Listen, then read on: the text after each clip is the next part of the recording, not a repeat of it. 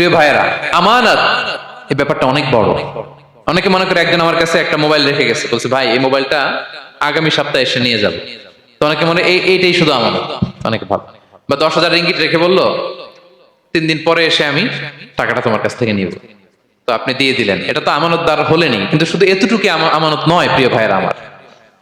আল্লাহ তাআলা আমাদেরকে যা দান করেছেন তার সবই আমানত, সবকিছুই আমানত। এই যে আমাকে আল্লাহ জ্ঞান দিয়েছেন, এই জ্ঞানটা আমানত।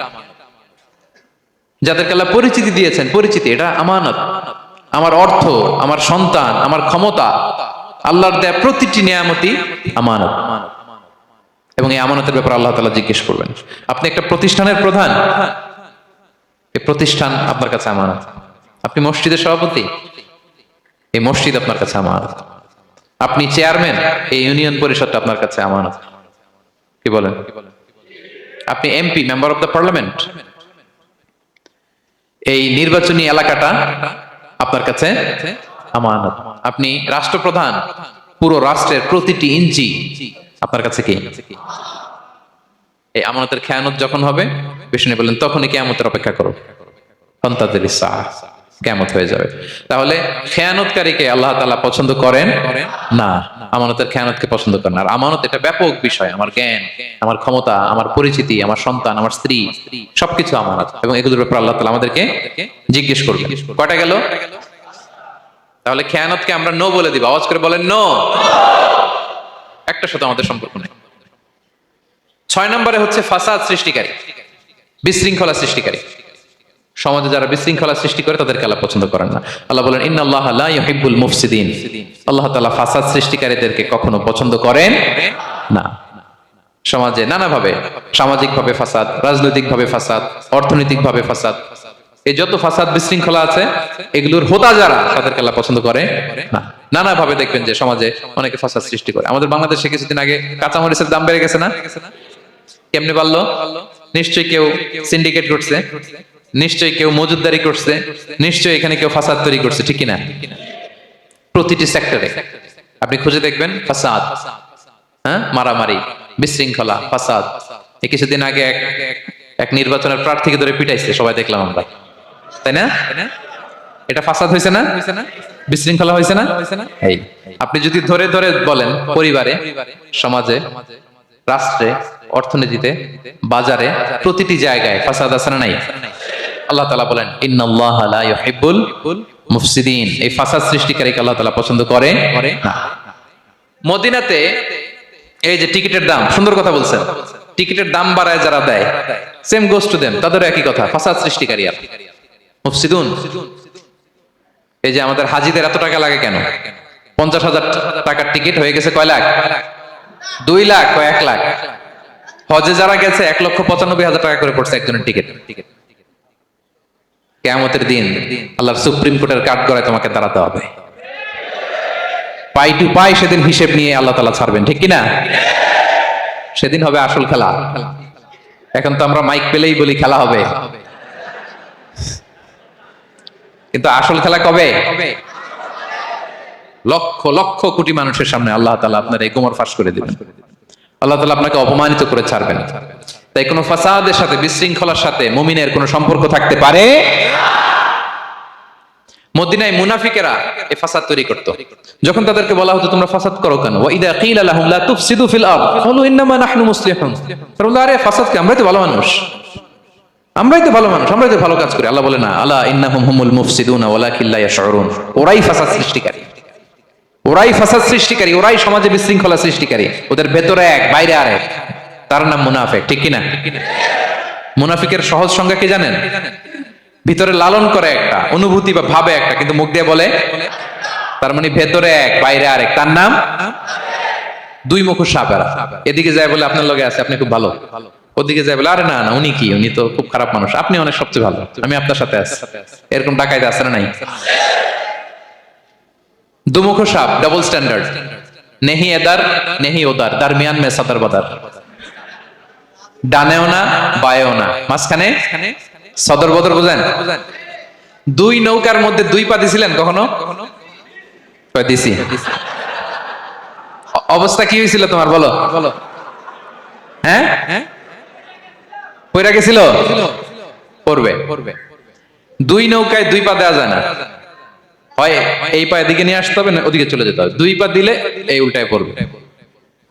মুনাফিকদের স্বভাব এটা, দুমুখ সাপ, ডাবল স্ট্যান্ডার্ড মেনটেন করে, টু ফেসড পার্সোনালিটি এরা, যেদিকে বৃষ্টি ওদিকে ছাতা, উপরে ফিটফাট ভিতরে সতর্কার। তাদেরকে যখন বলা হয় তোমরা ফাসাদ সৃষ্টি করো না, ওরা বলে আরে আমরাই তো ভালো। আল্লাহ বলে না, তোমরাই ফাসাদ সৃষ্টিকারী, তোমরা জানো না। তো এই ফিতনা ফাসাদকে আল্লাহ হত্যার চেয়েও জঘন্য বলেছেন। তিনি বলেছেন আল ফিতনাতু আকবারু মিনাল কতল। এই ফিতনা সৃষ্টি করা, সমাজে পণ্যের দাম বাড়ানো, কাঁচামরিচের দাম বাড়ানো, অন্যের হক নষ্ট করা, টিকিটের দাম বাড়ানো, মজুদদারি করা, সমাজের স্বাভাবিক সামাজিক রাজনৈতিক ভারসাম্য যারা নষ্ট করে, এগুলো সব মুফসিদুন। সব কি মুফসিদুন, ফাসাদ সৃষ্টিকারী, ফিতনাবাজ। আকবারু মিনাল কতল, সমাজের স্বাভাবিক যে ধারা, এই ফ্লোটাকে তারা নষ্ট করে। এবং ফাসাদের মাধ্যমে যদি কারো ক্ষতি করে, কাউকে কেউ হত্যা করে, সেজন্য গোটা বিশ্বের সবাইকে হত্যা করে। আল্লাহ বলেন মান কাতালা নাফসান বিগাইরি নাফসিন আও ফাসাদিন ফিল আরদি ফাকান্নামা কাতালান নাসা জামিআ। অন্যায়ভাবে ফাসাদের মাধ্যমে যখন কেউ কাউকে হত্যা করে, সেজন্য গোটা বিশ্বের সবাইকে হত্যা করে। আকবারু মিনাল কতল, ফিতনা এত বড় ভয়ঙ্কর পাপ। তো এই ফিতনার সাথে, ফাসাদের সাথে, ফাসাদ সৃষ্টি করা, বিশৃঙ্খলার সাথে আমাদের কোনো সম্পর্ক, কারণ ইসলাম শান্তির ধর্ম। কিসের ধর্ম? শান্তির ধর্ম। কোন অন্যায়, বিশৃঙ্খলা, বোমাবাজি, সন্ত্রাসবাদ, টেরোরিজম, এগুলোর সাথে ইসলামের কোনো সম্পর্ক, শান্তির ধর্ম। এজন্য আল্লাহ তাআলা ফাসাদ সৃষ্টিকারীদেরকে পছন্দ করেন। কয়টা গেল? সব শেষ হচ্ছে মন্দ কথার প্রচারক। আমার ভাইয়েরা, কি কথা? কোন ধরনের বাজে কথা, মন্দ কথা, অশালীন কথা, অশ্লীল কথা আমরা মুখ দিয়ে উচ্চারণ করব। কোন ধরনের বাজে স্ট্যাটাস, মন্দ স্ট্যাটাস, অশালীন স্ট্যাটাস আমরা ফেসবুকে দিব? কারো এরকম অশালীন স্ট্যাটাস শেয়ার দিব? নেভার, কখনো দিব না। আল্লাহ পছন্দ করেন। আল্লাহ বলেন লা ইউহিব্বুল্লাহুল জাহরা বিসসুই মিনাল কাওলি ইল্লা মান যুলিম ওয়া কানা আল্লাহু সামিআন আলিমা। কোন খারাপ কথা কেউ প্রকাশ করবে, পাবলিক করবে, ওপেনলি বলে বেড়াবে, এটা আল্লাহ পছন্দ করে না। কিন্তু সে যদি মাজলুম হয় সেটা ভিন্ন কথা। কোন ধরনের অশ্লীল কথা, অশালীন কথা মুমিনের মুখ দিয়ে বেরোতে পারে? রাসূল সাল্লাল্লাহু আলাইহি ওয়াসাল্লামের ব্যাপারে দেখেন, আনাস রাদিয়াল্লাহু কি বলেন? তিনি বলেন লাম ইয়াকুনিন নবিয়্যু সাল্লাল্লাহু আলাইহি ওয়াসাল্লাম সাব্বাবান। বিষ্ণু সাল্লাল্লাহু আলাইহি ওয়াসাল্লাম মুখ দিয়ে কোনোদিন কাউরে বকা দেয় নাই, গালি দেয় নাই। ওয়ালা ফাহহাশান, আমার নবী কখনো তার জবান মোবারক দিয়ে অশালীন কথা বলেন নাই। ওয়ালা লাআনান, কাউকে লানত তিনি করেন নাই। সুবহানাল্লাহ পড়েন। তো সেই নবীর উম্মত হয়ে আমরা কোনো খারাপ কথা বলবো? অশালীন কথা? একসাথে বন্ধুরা যখন বসেন আড্ডা দিতে, যে অনেকে অশ্লীল কথা বলে ফেলে, আছে না নাই? বন্ধুরা কি বলেন আপনারা? Cowan Cowan Cowan. তো এই যে একসাথে বসতে যে অনেক সময় অশালীন, অশ্লীল কথাবার্তা অনেকে বলে ফেলে, এদেরকে আল্লাহ তাআলা পছন্দ করে না। এই জাতীয় কথা যেন আমাদের মুখ দিয়ে কখনো বের না হয়। এবং অশ্লীলতার প্রচার যারা সমাজে ঘটায়, আল্লাহ বলে তাদেরকে দুনিয়াতেও আমি লাঞ্ছিত করব, শাস্তি দেব, আখিরাতেও দেব। আল্লাহ তাআলা বলছেন ইন্নাল্লাযীনা ইউহিব্বুনা আন তাশিআল ফাহিশাতু ফিল্লাযীনা আমানু লাহুম আযাবুন আলীম ফিদ দুনিয়া ওয়াল আখিরাহ। যারা চায় মুমিনদের মাঝে অশ্লীলতা ছড়িয়ে পড়ুক, তাদেরকে দুনিয়া আখিরাতে আমি লাঞ্ছিত করে ছাড়ব। দুনিয়ায় লাঞ্ছিত, আখিরাতেও লাঞ্ছিত। দুনিয়াতেও আযাব, আখিরাতেও। এজন্য অশ্লীলতার সাথে আমাদের কোনো সম্পর্ক নাই। আমরা কোনো অশ্লীল কথা যেন আমরা না বলি। এখন অশ্লীলতার সয়লাভ, নাটকের নামে, সিনেমার নামে, বিনোদনের নামে, আছে না নাই? এই যে ডিভাইস, হ্যাঁ, সয়লাভ, আপনি ঢুকবেন আর বেরোতে পারবেন না, এমন ভাবে আপনাকে এঙ্গেজ করে রাখবে। এগুলোর সাথে মুমিনের কোনো সম্পর্ক আছে না। মুমিন যেটাই করবে ওটা হালাল পন্থায় করবে, ঠিক কিনা? তাই কোনো অশ্লীলতাকে আমরা শেয়ার দিব না। সোশ্যাল মিডিয়ায় কোনো অশ্লীল ভিডিও দেখবো না, শেয়ারও দিব না। কোনো অশ্লীল নাটক, সিনেমা, এগুলো আমরা দেখবো না। দিনকে দিন এটা এমন ভাবে গ্রাস করতেছে, আমাদের সমাজটাকে শেষ করে ফেলতেছে এক এক নামে। পত্রপত্রিকা আমরা দেখি এখন নতুন কি আসছে, ওটিটি প্ল্যাটফর্ম। এরপরে কি আসছে, ওয়েব সিরিজ, আছে না নাই? গত কিছুদিন আগে আমি সোশ্যাল মিডিয়া দেখলাম বিভিন্ন জনে স্ট্যাটাস দিচ্ছে তৈ তৈ তৈ তৈ তৈ, বয়াম পাখি কই।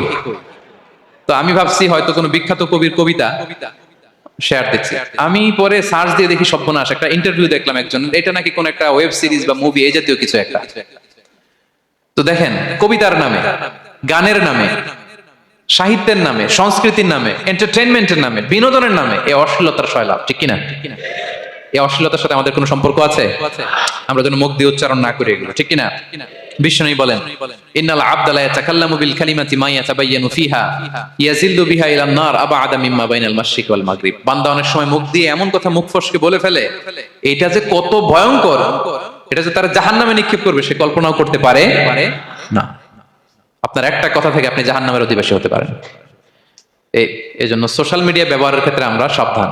যে কোনো ধরনের গুজব, মিথ্যা কথা, হক্স নিউজ, অশ্লীলতা, স্ক্যান্ডাল, এগুলোর সাথে আমাদের কোনো সম্পর্ক নাই। আমরা সবসময় যেন শালীনতার মধ্যে থাকি, সত্যের পক্ষে থাকি।